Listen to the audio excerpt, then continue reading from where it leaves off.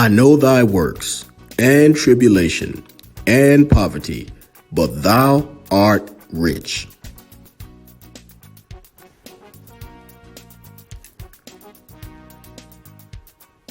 Welcome to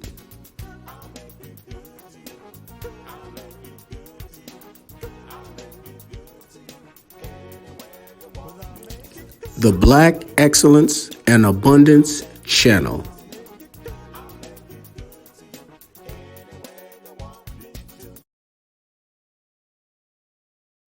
Very few people can do many things well. Well, Paul Robeson did everything well. He is the epitome of Black excellence and abundance. He was a scholar, a professional athlete, a professional actor, a professional singer, a global activist, and a civil rights advocate. Paul Leroy Robeson was born in Princeton, New Jersey in 1898 to Reverend William Drew Robeson and Maria Louisa Bustill. His father, William, was of Igbo/Hebrew origin and was born enslaved. His father, William, escaped from a plantation in his teens and eventually became the minister of Princeton's Witherspoon Street Presbyterian Church. Paul had three older brothers, William Drew, Reeve, and Ben, and one sister, Marion. His father recognized his gifts at an early age, and young Paul would sometimes fill in for his father during sermons when he was called away. His acting and athletic talents emerged very early while he attended high school in Somerville, New Jersey. There he performed in Julius Caesar and Othello, sang in the chorus, and excelled in football, basketball, baseball, and track. He won a statewide academic contest for a scholarship to Rutgers and was named class valedictorian. In late 1915, Robeson became the third African-American student ever enrolled at Rutgers, and he was the only one at the time. He starred on the Rutgers Scarlet Knights football team. While at Rutgers, he joined the debating team, sang off campus for spending money, and on campus with the Glee Club, this all during the time of Jim Crow segregation. After a standout junior year of football, he was recognized for his athletic, academic, and singing talents. At Rutgers, Robeson expounded on the hypocrisy of African Americans fighting to protect America in World War I, but while at the home not being given the same opportunities in the United States as whites. He graduated Rutgers with 4 annual oratorical triumphs and varsity letters in multiple sports. He was selected first-team All-American in both his junior and senior year and was considered the greatest ever by many. Academically, he was accepted into Phi Beta Kappa and Captain Skull. His classmates recognized him by electing him class valedictorian for a second time. Robinson entered Columbia Law School in February 1920.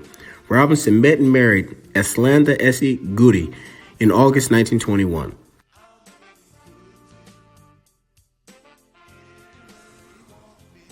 He was recruited to play professional football in the league, which later became the NFL for the Akron Pros, while still in law school.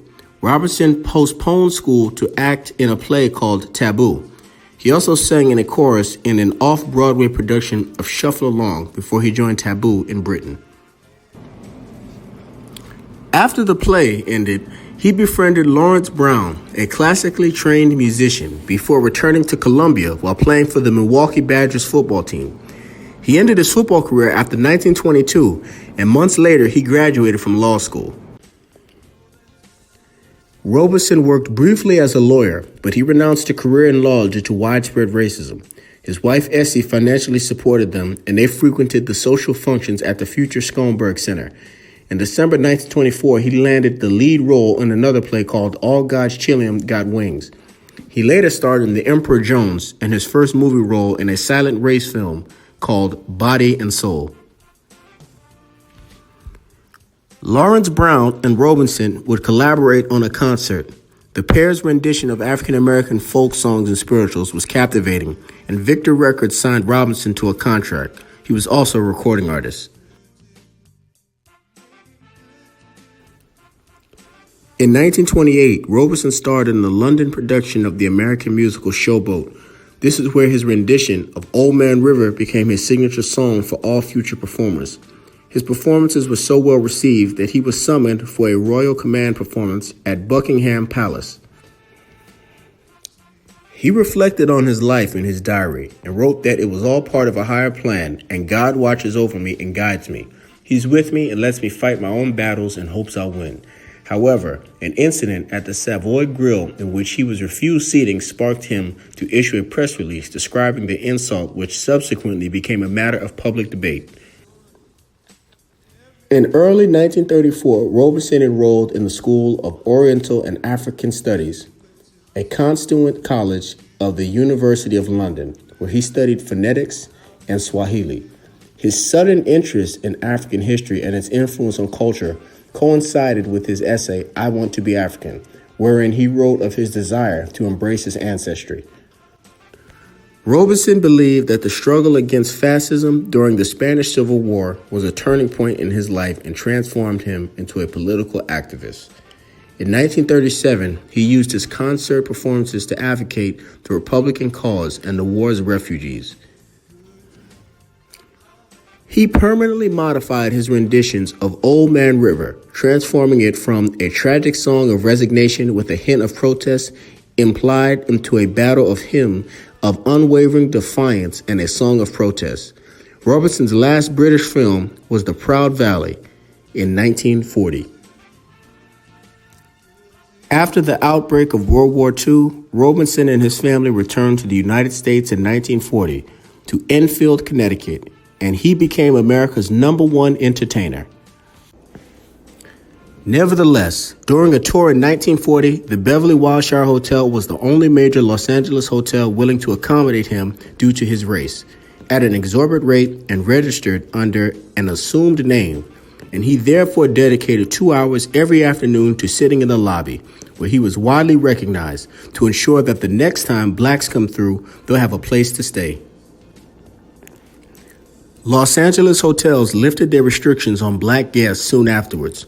Furthermore, the documentary Native Land, which Robeson narrated, was labeled as communist propaganda. After an appearance in Tales of Manhattan, a production that he felt was very offensive to my people, he announced that he would no longer act in the films because of the demeaning roles available to blacks. After the mass lynchings of 4 African Americans on July 25, 1946, Robeson met with President Truman and admonished Truman by stating that if he did not enact legislation to end lynching, the Negroes would defend themselves. Truman immediately terminated the meeting and declared that the time was not right to propose anti-lynching legislation. Subsequently, Robeson publicly called upon all Americans to demand that Congress pass civil rights legislation. Taking a stance against lynching, Robeson founded the American Crusade Against Lynching organization in 1946. This organization was thought to be a threat to the NAACP anti-violence movement. Robeson received support from W.E.B. Du Bois regarding this matter and officially launched this organization on the anniversary of the signing of the Emancipation Proclamation, September 23rd. Throughout the rest of his life, Paul Robeson fought injustice everywhere he went.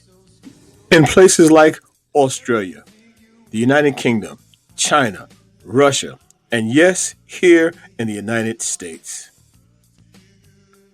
Here's a man who had many talents, and he excelled at everything he did.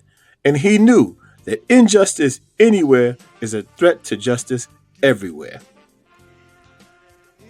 He was blacklisted in the United States, and his passport was taken away and stopped him from earning a living abroad. Eventually, he did get his passport back. Here's a brief list of some of this amazing man's accomplishments. He was a 2-time valedictorian, a 2-time All-American football player, a professional football player, a professional actor, a lawyer, a professional singer with a great baritone voice. He was an activist. He was a freedom fighter, a stage star, a human rights activist, a civil rights advocate. He starred in movies. He was a stage star on and off Broadway, a recording artist. This amazing man packed several lifetimes in his 77 years. He lived his life. He left nothing on the table. Paul Robeson is all but forgotten in today's society, but this amazing man, He is not forgotten on this channel. And as he said, it is all part of a higher power, and God watches over him and guides him. It's him that lets him fight his own battles and hopes he wins. The same God that helped Paul Robeson achieve such greatness in every field is the same God who is with us today. This great man of God lived his life to the fullest, and he left nothing on the table. The fact of the matter is, we all can do the same thing. If he could do it then, we can do it now.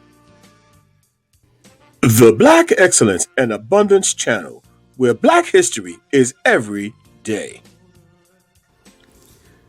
Thanks for watching. Please remember to like, comment, share, and subscribe. And remember, thou art rich.